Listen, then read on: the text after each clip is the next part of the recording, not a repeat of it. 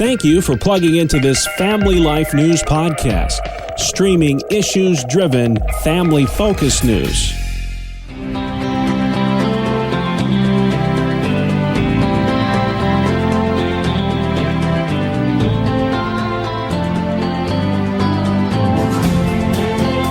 And welcome back to another edition of Issues in Education. Mondays during the Noon Report, we spotlight the issues impacting our public schools with Dr. Ralph Kerr at the Teaching and Learning Institute. Well, Ralph, my son woke up this morning and said it's time to take that Regents exam, which tells me the school year is quickly winding down. In fact, I think this is the last week, and this will be our last show of the summer. But lots to get to today, sir. We'll begin with this one. The New York State Education Department has just updated its guidance to help schools support transgender students and what they call gender-expansive students.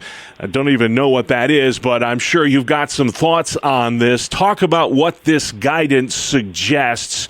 The schools say it's important to protect kids. Opponents say this is undermining parents. What do you say, Dr. Ralph Kerr? Well, on the board in which I serve, this topic actually came up, and the immediate response was, this is a great thing because it protects students. I had real difficulty with that, as you can imagine, and the response was, well, there may be some parents who, if they knew that their son or daughter was using a preferred pronoun, might take it out on them at home. Yeah. And so I said, well, yeah, that's true. That could happen. But what percentage of families would that happen in? It's very small. It is definitely undermining the parents' rights. The guidance also says that schools cannot deny students access to any school facilities. This would include restrooms, locker rooms. I got to wonder, what about the privacy rights of students here? Have they taken that into consideration? No, that's the simple answer. And it just grows further and further. And again, on the board in which I serve, I did say at one point, if your granddaughter, let's say, says, I really don't want a guy coming into my bathroom, you'd be okay with that?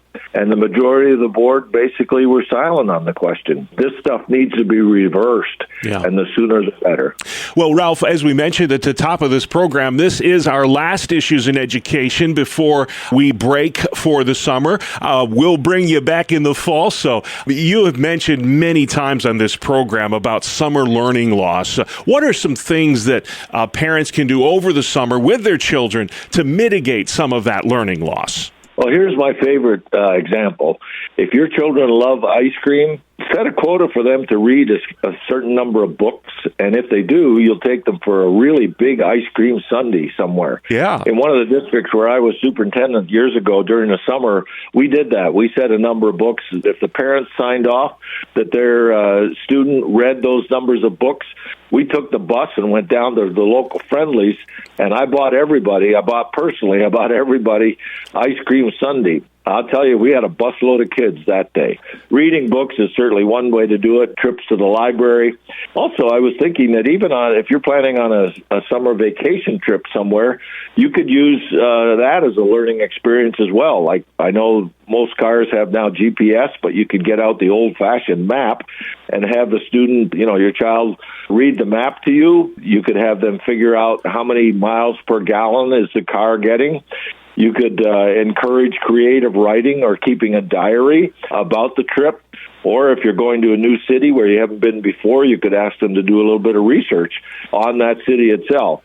Make sure, though, that they are stimulated by what they're doing and that they're having fun. Those are two great combinations in terms of helping with the issue of learning loss during the summer. And as they say, learning is fundamental. And Ralph Kerr, thank you for that. I worked on that when I was practicing while you were talking. Ralph, we love so much what you stand for and why you exist. And if folks want to give to or learn more about the Teaching and Learning Institute, you have a website that kind of explains why you exist. What is that, sir? We do, Bob. It's simply whyrun.org. whyrun.org, and I want to thank you and Family Life for allowing me the privilege of talking to the listeners each week. It's really a joy for me, and I have grown a lot through it as well. Have a great summer, everybody.